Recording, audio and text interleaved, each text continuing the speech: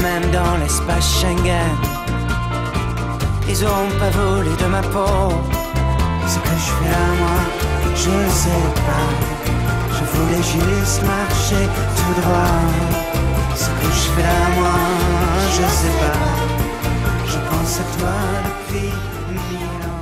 Bonjour à tous. L'espace Schengen, la grande zone de libre circulation européenne, est mise sous pression par les afflux massifs de clandestins venus d'Afrique du Nord. L'Italie, qui se retrouve en première ligne et qui s'estime livrée à elle-même, a décidé d'octroyer des titres de séjour à pas moins de 20 000 clandestins tunisiens, leur laissant ainsi le champ libre pour aller en France notamment. Cette décision de l'Italie a provoqué la colère de plusieurs pays européens. Face à cette crise sociale et géopolitique, la réponse des gouvernements européens, c'est « Chère Italie, c'est ton problème, débrouille-toi toute seule ». L'espace Schengen remis en question, un sujet sensible au moment où l'Europe connaît une poussée du populisme. C'est le thème de cette édition. Mais d'abord, passage en revue de l'essentiel de l'actu européenne de la semaine. Bruxelles fait le ménage. Le gendarme européen de la concurrence a infligé une amende de 315 millions d'euros aux géants de la lessive Procter & Gamble et Unilever. Les deux groupes ainsi que Henkel se sont entendus au sein d'un cartel entre 2002 et 2005. Ils se mettaient d'accord pour que les prix restent stables alors que la taille des emballages diminuait. Henkel, qui a dénoncé l'accord auprès de Bruxelles, n'a pas reçu d'amende. Michel Barnier a présenté un ensemble de 12 mesures pour relancer et renforcer le marché unique. Selon Bruxelles, une pleine réalisation du marché intérieur, c'est potentiellement 4% de PIB en plus et 5 millions d'emplois créés dans les 10 ans. Bruxelles a proposé une taxe carbone européenne qui viserait surtout le diesel et le mazout qui sont pour l'instant peu imposés en raison de leur efficacité énergétique. Il s'agirait d'un relèvement des droits d'accise minimum européens. L'impact serait nul en France où les accises sont déjà supérieures à l'objectif visé par Bruxelles. La Côte d'Ivoire va recevoir une aide européenne de 180 millions d'euros pour sa reconstruction, un soutien financier destiné à la santé, l'agriculture et l'accès à l'eau. L'Europe va également effacer la dette qu'Abidjan a contractée auprès de la Banque européenne d'investissement. La Commission prône la tolérance zéro face à la pêche illégale. Les pêcheurs vont donc recevoir des permis à points et devront équiper leurs bateaux de mouchards, un système électronique qui comptabilisera les prises journalières. Le Premier ministre François Fillon a insisté cette semaine à Bruxelles pour que les dépenses soient gelées dans le prochain budget de l'Union européenne après 2013, au moment où tous les pays doivent se serrer la ceinture. Nous demandons pour le budget européen le même effort que celui qui s'impose au budget national, c'est-à-dire la stabilité des dépenses, ce qui doit conduire naturellement à des choix et à des arbitrages.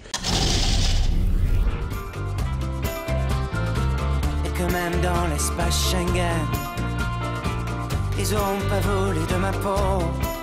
Ce que je fais là, moi, je ne sais pas. L'espace Schengen, l'une des grandes réalisations européennes, est sous pression. Les afflux de clandestins suscités par les révoltes dans le monde arabe trouvent une Europe dont les frontières externes disposent de bien peu de moyens en commun. Submergée et accusant le reste de l'Europe d'un manque de solidarité, l'Italie a décidé de délivrer des permis de séjour temporaires aux migrants débarquant sur son territoire. En clair, de délivrer des sésames européens à 20 000 Tunisiens pour qu'ils puissent rejoindre la France notamment. Une initiative vivement critiquée par Paris, Berlin ou encore Vienne. Il y a une tactique là qui a été jouée par le gouvernement italien. Aujourd'hui, qu'est-ce qu'il dit le gouvernement italien? Il dit « je vais délivrer des titres de séjour temporaires qui vont permettre à ces personnes de circuler dans l'Europe ». Je crois que c'est une réponse pragmatique à laquelle la France ou l'Autriche ou l'Allemagne devraient répondre favorablement et de manière dédramatisée. Finalement, la situation n'est pas extrêmement dramatique. 22 000 personnes arrivées sur l'île de Lampedusa, ça n'est pas quelque chose qui est inassumable pour les pays européens. Je crois que les pays européens ont tous une espèce de réflexe quasi pavlovien répressif. L'initiative de l'Italie de profiter de son appartenance à l'espace Schengen de libre circulation pour se délester du problème sur ses voisins n'a pas plu à la France. L'Italie, en prenant la décision de délivrer des autorisations de séjour provisoires, n'était pas en stricte conformité avec l'esprit de Schengen. La France a immédiatement mis en place des contrôles afin d'empêcher des Tunisiens de pénétrer dans le pays. Claude Guéant a demandé que la présence policière soit renforcée à la frontière franco-italienne, des contrôles effectués dans une bande de 20 km au-delà de la frontière. Remettre en place des contrôles aux frontières intérieures de l'espace Schengen, c'est un acte grave qui ne peut être pris qu'en cas d'extrême danger. Ce qui n'est absolument pas la situation actuelle, même si le ministre français voudrait faire semblant de le croire, personne ne peut le suivre sur ce terrain. On parle simplement d'appliquer les règles de l'espace Schengen. On n'érige pas des nouvelles frontières, on respecte les règles qui sont en cours dans l'espace Schengen. Donc je ne vois pas où est le problème aujourd'hui. Même munis d'une autorisation de séjour provisoire délivrée par l'Italie, pour pouvoir circuler dans le reste de l'Europe, les étrangers doivent remplir plusieurs conditions définies par la Convention de Schengen. Il y a deux conditions principales. La première, c'est la détention d'un titre de voyage, c'est-à-dire d'un passeport, en ce qui concerne les ressortissants tunisiens. Et la deuxième, c'est l'existence de ressources suffisantes pour vivre en France pendant le séjour qui est annoncé et pour rentrer en Tunisie. Si les conditions ne sont pas remplies, la France peut alors faire réadmettre ces migrants par l'Italie.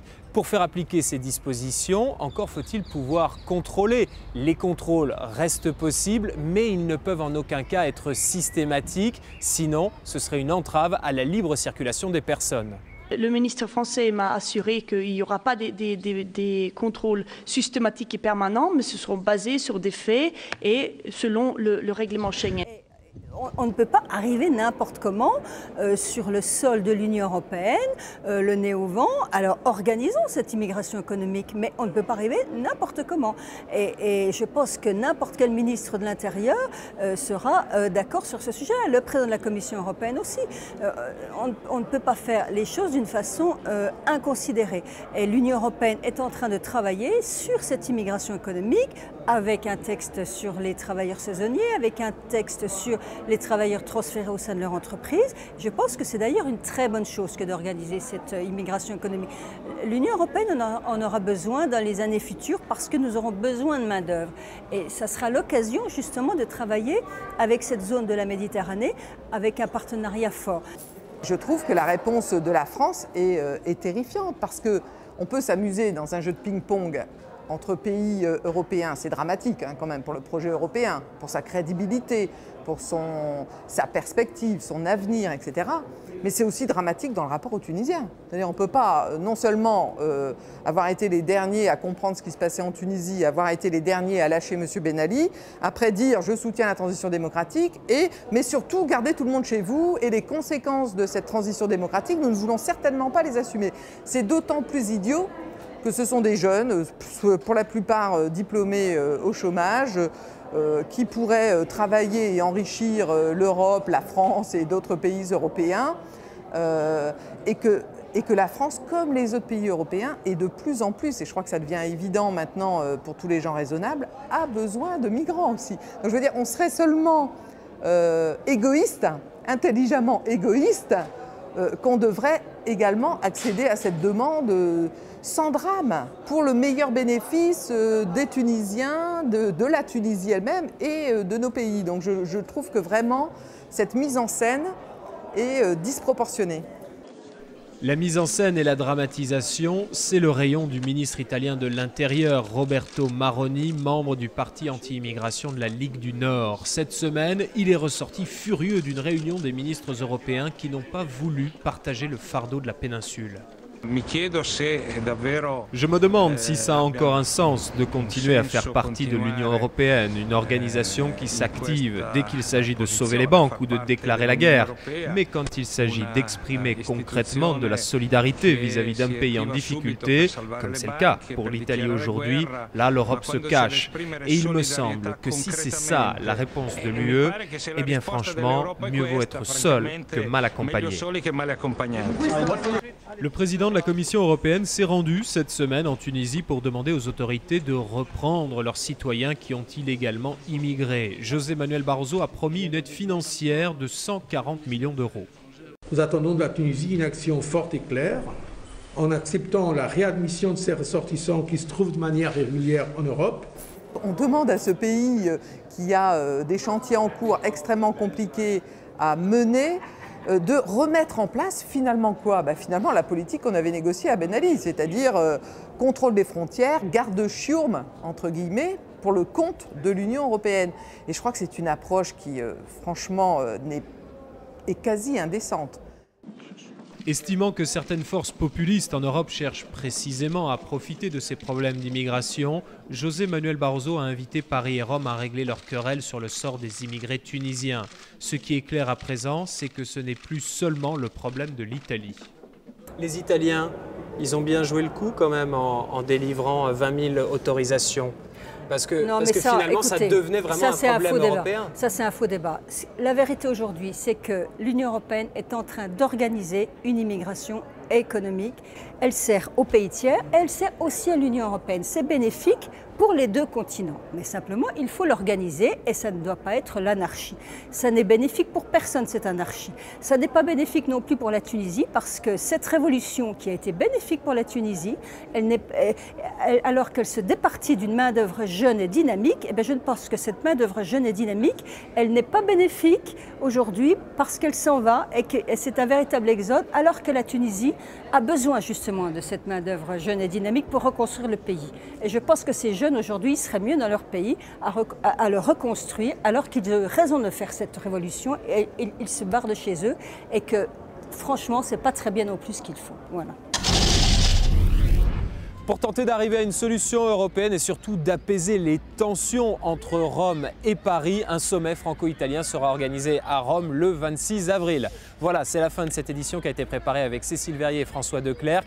N'hésitez pas à nous envoyer un message, notre adresse email europe@bfmtv.fr. Vous pouvez également consulter cette émission en podcast sur le site internet de la chaîne. Rendez-vous le week-end prochain, samedi 11h45, dimanche 16h45 pour une nouvelle édition de La Faute à Bruxelles sur BFM TV.